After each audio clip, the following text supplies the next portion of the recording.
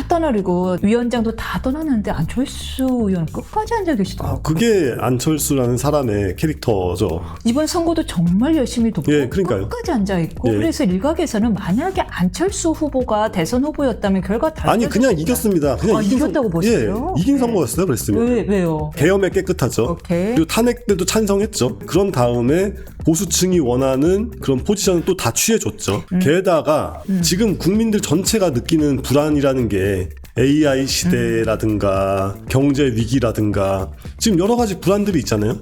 그런 거에 대해서 직접적으로 대응할 수 있는 유일한 사람이죠. 사실상 이준석도 나는 하버드에서 컴퓨터공학과 나왔다라고 하니까 다른 사람들에 비해서 이런 이슈를 내가 잘 이해한다, 장악할 수 있다라고 얘기할 수 있겠지만 안철수만 할 수는 없죠. 그분은 진짜 기업을 운영했고 그쵸. 성공했으니까요. 그쵸. 네. 중도층 입장에서 안철수가 나왔으면은 국민의힘 대 민주당의 선거가 아니라 안철수 대 이재명의 선거가 되는 거고.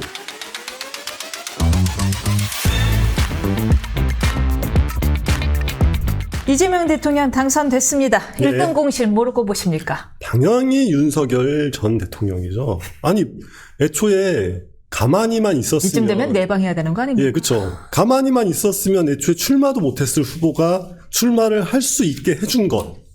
사실 뭐 많은 분들이 하는 얘기지만 이미 12월 3일 날 많은 게 결정이 된 거고 사실 그런 상황에서 계엄이 성공했으면 그건 그거대로 더 큰 문제였을 테니까 예, 이게 민주당 내에서 그러니까 또 두 번째로 이제 뭐 책임이 있다고 한다면 사실은 민주당 내의 의원들 내지는 민주당을 지지하는 사람들에게 좀 책임이 있지 않을까 싶긴 해요. 왜냐하면은 이재명이라는 후보가 문제가 있다는 걸 뻔히 알면서도 그를 후보로 내세우고 당선을 하게까지 그 탄탄대로를 깔아준. 반면에 국민의힘은 한덕수 전 총리가 무리하게 출마를 한다고 해서 무리하게 단일화를 할 때 그걸 당원들의 힘으로 막았지 않습니까? 그러니까 이게 지금 민주당 지지층들이 큰 착각을 하고 계신 게 자신들이 민주 진보 세력이고 상대방은 수구 꼴통이다 이렇게 생각하는 경향이 있는데 정당 민주주의가 작동하는 방식을 보면 당내에서 이견이 표출되고 이견이 수용되는 방식을 보면 국민의힘이 훨씬 건강합니다. 국민의힘이었다면 물론 이제 김문수 후보에 대해서도 여러 가지 약점이 있죠. 뭐 전광훈과의 뭐 또 있고 아니면 사실 그것도 윤석열의 입김이 뭐 닿고 있다 이런저런 얘기가 있는데 더 심한 도로 윤석열은 당원들의 힘으로 막았잖아요. 근데 이재명 체제가 문제가 있다는 걸 다들 알면서도 오히려 수용을 하지 못하고 이낙연 총리 같은 사람은 뛰쳐나와 버렸지 않습니까?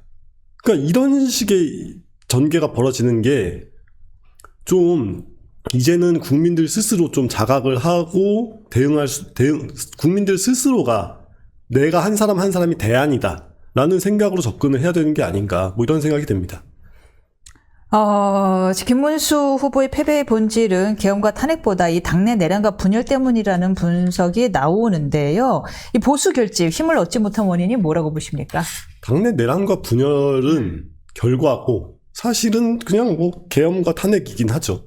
근데 문제는 계엄과 탄핵과 그 이후에 벌어진 우여곡절이 아니었다면 김문수 후보 본인이 그러니까 김문수 전 경기도지사가 후보가 되는 일도 없었을 것이기 때문에 그래서 이게 가정법이 막 더해지는 거여서 사실 그렇게 얘기하기는 좀 곤란합니다. 근데 어쨌건 이번 선거에서 승리를 진심으로 원했다면 택할 수 있는 길은 제가 말씀드렸던 것처럼 보수 정당 이젠 더 이상 보수 아닙니다. 우리 그냥 보수 진보 다 모르겠고 국민들 옆으로 가겠습니다. 이렇게 했었어도 부족했을 겁니다.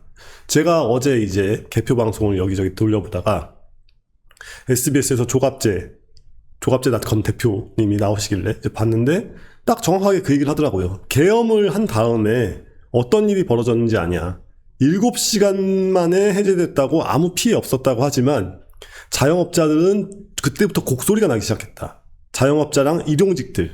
이 사람들이 적게 잡아도 몇백만이 되는데 이 사람들은 식당 약속 다 취소되고 연말에 이제 막 뭐 망년회니 뭐니 해가지고 다 했던 게 갑자기 온 나라가 순식간에 대선 그것도 좀 안 좋은 대선판이 됐어요. 그래가지고 소비 심리가 굉장히 위축됐죠. 소비 심리가 완전히 바닥으로 쳐박았습니다. 게다가 기업 입장에서도 뭐 투자건 뭐건 할 수가 없고 하다 보니까 외국 투자도 다 취소되고 예, 우리나라 너무 불안하다. 예, 환율이 쫙 치솟고 이럴 때 경제에 직접적인 영향을 받는 게 바로 이제 하층, 상중하로 나눴을 때 하층 계층이란 말이죠. 직접적으로 오죠. 근데 이분들이 사실은 국민의힘의 전통적인 지지계층이었단 말이에요. 그러니까 옛날에 박근혜 전 대통령의 지지율이 그렇게 높았던 거, 그분이 끌고 있는 표가 많았던 것도 물론 뭐 박정희 시대의 향수가 있고 어쩌고 하는데 그럼 박정희 시대의 향수라는 게 뭐냐? 못 배우고 가난한 사람도 내일 열심히 하다 보면 잘 살게 되었다. 적어도 옛날보다는 내가 잘 살게 되었다는 그 기억인데 그러려면 어떻게 됩니까? 자영업자랑 영세 노동자들이 좀 더 잘 살 수 있는 여건을 계속 제공을 해줘야죠. 근데 박근혜 때만 해도 이제 슬슬 성장의 한계가 보이는 시점이기도 했고 고령층들이 지지자가 많기도 하니까 그때 노령연금을 이제 도입한 거 아니에요. 그쵸? 기초연금. 그러니까 노령기초연금이요. 네. 그런 식으로 접근 방식을 조금 더 어떤 그 현실적, 그러니까 현실 먹고 사는 국민의 생계, 먹고 사는 문제랑 관련돼 있는 방향을 정확하게 인지를 하고 들어가서 아, 나 김문수는 노동운동가다. 노동운동가였던 것도 아니고 지금도 가난한 사람들에게 제일 관심이 많다. 라고 하면서 경제적인 해법을 어떻게 보여줄 수 있을 것인가를 가져갔어야 되는데 그러긴 싫으니까 왜 싫은지까지는 모르겠어요. 아무튼 별로 그러고 싶어하지 않는 눈치가 역력했던 국민의힘은 그 선거운동하는 그분들은 다 하나같이 택한 방식이 결국에는 미담, 김문수라는 개인의 인격적 선량함과 미담과 뭐 이런 거를 막 얘기를 했잖아요. 뭐 이게 결과적으로 그렇게까지 나쁘지는 않았다고 보거든요. 뭐 40% 넘긴 거는 선방했다고 보는 효과, 저는 그건 굉장한 선방이라고 봅니다. 그렇군요. 근데 어쨌거나 미담만으로 승부를 보기에는 우리 온 국민이 이재명이라는 사람이 어떤 사람인지 너무도 잘 알고 있는 상태에서 여기서 그냥 나는 착하니까 찍어달라? 라고 하면은 또 정치인의 착함이라는 게 개인의 착함이 아니라 주변 사람들을 다 보고 판단하는데요, 국민들이. 그러면은 어쨌거나 그 미담이라는 거는 경기도지사 시절까지의 일이고 그 이후에는 어쨌건 전광훈당이랑 이제 열심히 막 그 창당 발기인까지 하셨던 뭐 이런 이력이 있는 상태에서 오직 김문수의 선량함과 김문수의 착함과 김문수의 비윤리적이지 않음, 가족에게 존경받음, 가족에게 존경받는다라는 것만으로는 어림이 없었던 거죠. 한계가 있었다라는 건데 이 사실은 이 친윤계가 어느 정도 책임이 있다고 보세요? 저는 지속적으로 말씀드렸지만 만약에 60인의 추대 60인의 한덕수 추대 예. 그거만 없었어도 예. 한덕수 총리가 당선됐을 수도 있다고 봅니다. 그러니까 그렇게 티나게 움직여서 그러니까 이제 그러면 이제 그게 꼭 좋다는 건지 아닌지는 잘 모르겠어요. 근데 그렇게 티나게 움직여서 국민들한테 윤석열 전 대통령이 아직까지도 영향력을 행사하는 것 같아? 아직까지도 국민의힘을 뒤에서 쥐락펴락하는 것 같아? 이런 종류의 의구심이 생긴 순간부터 대선은 이길 수가 없게 됐고 한덕수 카드도 망가진 거예요. 맞아요. 한덕수 카드뿐만이 아니라 그것 때문에 오세훈 시장도 그냥 접었잖아요. 오세훈 시장이 어떻게 다른 곳에서 그 말을 했더라고요. 나를 지지한 사람 추대해준 사람이 5명만 있어도 나는 그냥 진행했다. 뭐 그렇게 티나게 해버리면서 중도표를 얻을 수 있는 사람들을 다 제거해버렸으니 그러고서 지금은 이제 이 사람들의 본게임이 시작됐네요. 이제 당권. 그렇죠. 정말 원하던 본게임이네요. 그러니까 대선에 이길 생각이 없는 사람들이 대선을 하고 있는데 어떻게 이기냐는 거죠. 그러니까 정말로 이겨놓고 하겠다라는 생각이 있었으면 그 나쁜 말로 바지사장, 흔히 하는 말로 바지사장을 세운다고 해도 뭐 그냥 안철수다.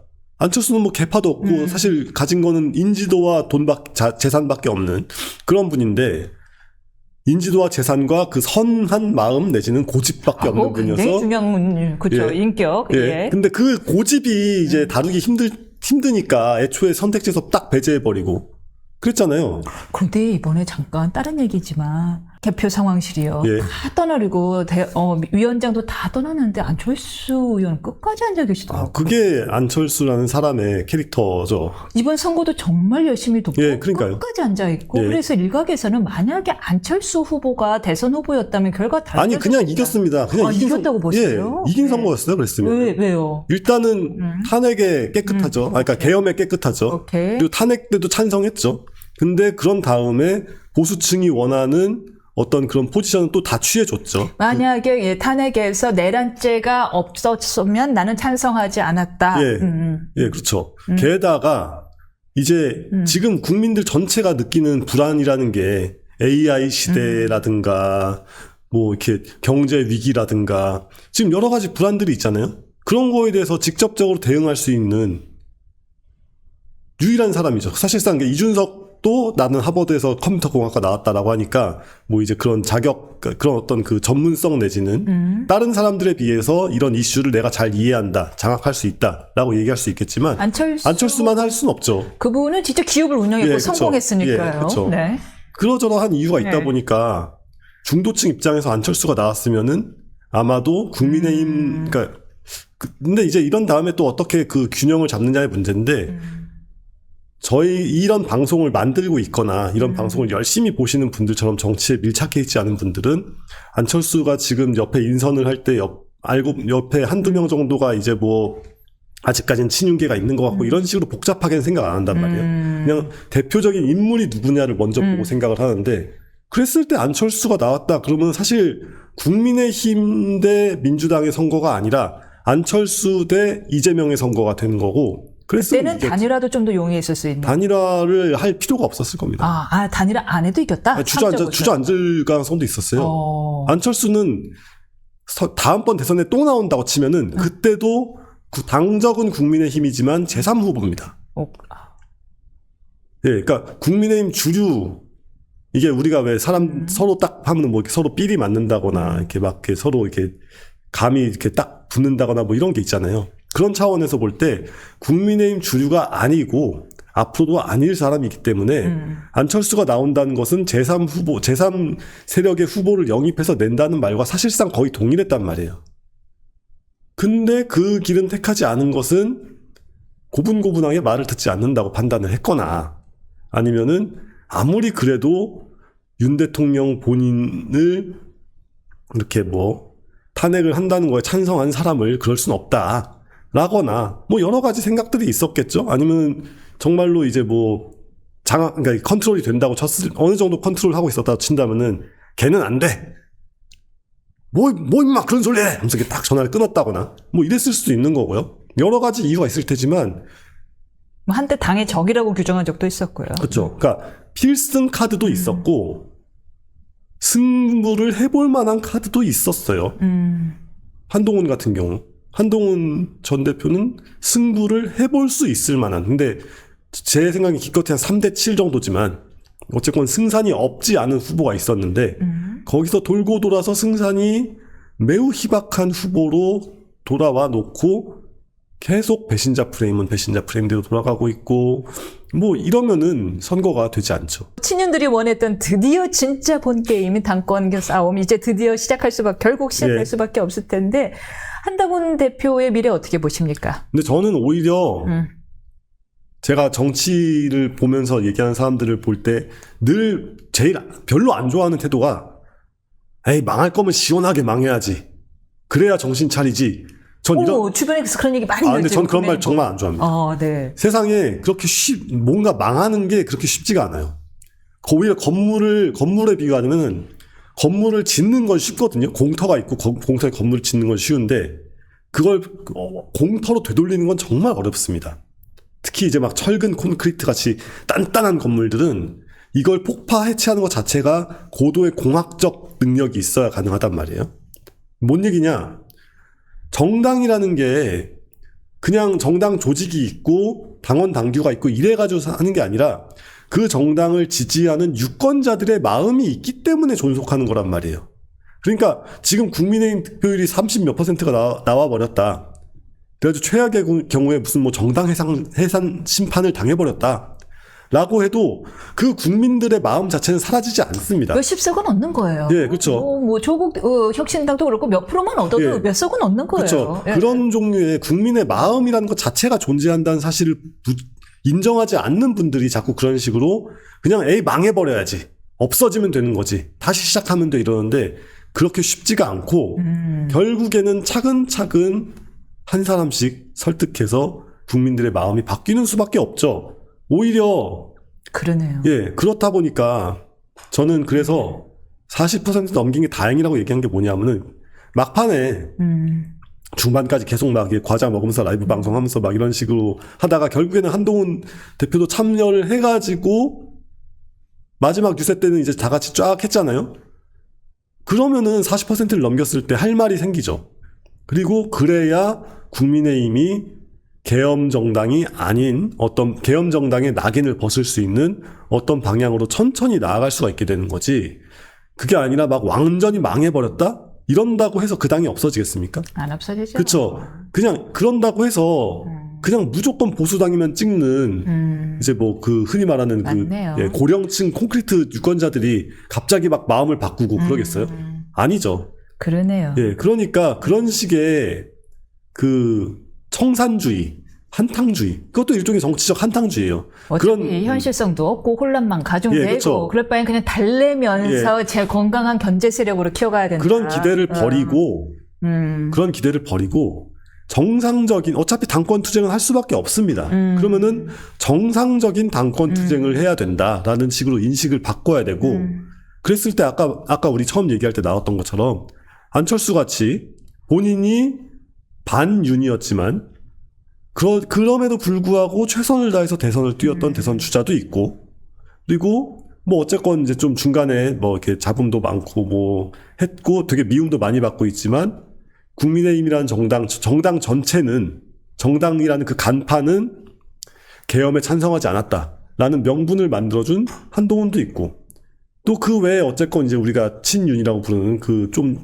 의석상으로 다수인 분들도 있고 그냥 이 구도를 놓고서 당권 투쟁이 어떻게 돌아갈까를 바라봐야지 국민의힘이 선거를 완전히 폭망했으면 이 사람들이 다 뿅 하고 사라져버릴 거고 그러면은 굉장히 새롭고 아름다운 정치를 바닥부터 만들 수 있을 거고 안 되죠. 그런 게, 세상에 그런 게 어딨어요. 맞네요. 그 현실적이네요. 근데 손학규 그 세미래 고문이 결국 마지막 유세에 서울시장에 등장하셨어요. 예. 그것도 약간 40% 넘게 넣었는데 어느 정도 기여하지 않았을까 싶어요. 예. 예. 아니 그래서 차라리 이렇게 된 바에야 네.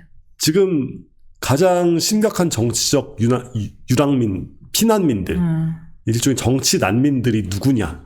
말씀하신 그쪽 분들이죠. 민주당이었다가 이재명 때문에 안 되겠다고 돌아서신 분들. 네. 뭐 예를 들면은 이낙연 총리 지지자들. 예. 그러니까 찐 문파 이런 사람들까지도 어쨌건 뭐 안 찍었을 수도 있지만 찍었다고 가정을 해보면 이런 분들까지도 하나의 뭐로 이렇게 포괄까지는 어쨌건 같이 갈 수 있는 어떤 좀 더 건설적인 정치 담론과 건설적인 정치 방향과 이런 그리고 이제 그 서로 납득할 수 있는 정당 내에서의 의사결정의 룰과 이런 거를 정해가지고 나아가서 민주당은 어차피 이런 식이면 권력을 한 손에 너무 많이 쥐면은 손아귀에 쥐지를 못하니까 결국은 와르르 쏟을 수밖에 없단 말이에요. 언젠가는 와르르 쏟을 것이고 그럴 때 반사 이익을 거라 보시는군요. 아니, 어쩔 수 없는 거죠. 이건 역사의 필연입니다. 근데 이렇게 그런 일이 벌어질 때 얼마나 잘 이삭죽기를 해가지고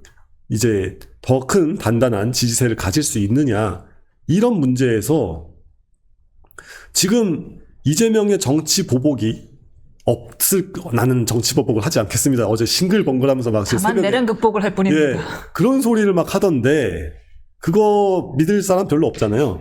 근데 어쨌건 이제 그냥 우리가 믿는다고 가정을 해보더라도 지금 가장 위험한 분들이 누굽니까? 가장 위험한 사람 한 명을 찍자면 조희대 대법원장입니다. 그리고 그 다음이 전 개인적으로는 오히려 친이낙연계라고 보거든요. 제일 미운 놈은 그러니까 배신자 프레임. 제일 미운 놈은 원래부터 나랑 싸우던 놈이 아니라 그러니까 나한테 반대편에 갑자기 붙은 놈. 요 놈이 제일 밉죠. 우리 이소부와의 그 박쥐 이야기 나오는 것처럼. 그런데 그런 사람들을 그냥 너네는 수고했다, 됐다. 라는 식으로 되게 그렇게 그냥 간편하게 니네 표는 고마웠는데 너네는 우리랑 상관없지. 이런 식으로 할 게 아니라 어떻게 국민의힘을 재구성, 재편해야 조금 더 바람직한 방향으로 어차피 이제 정치 개편은 다가올 수밖에 없습니다. 어떤 식으로 정계는 개편될 수밖에 없고 단순한 당권 싸움이 아니라 큰 정계 개편을 염두에 두고 움직여야 될 때가 아닌가. 좀 크게 생각해라 예. 라는 이야기인데 이재명 시대를 맞이하는 국민들 가장 염두에 둬야 할 사안이 뭐라고 보십니까? 참 이게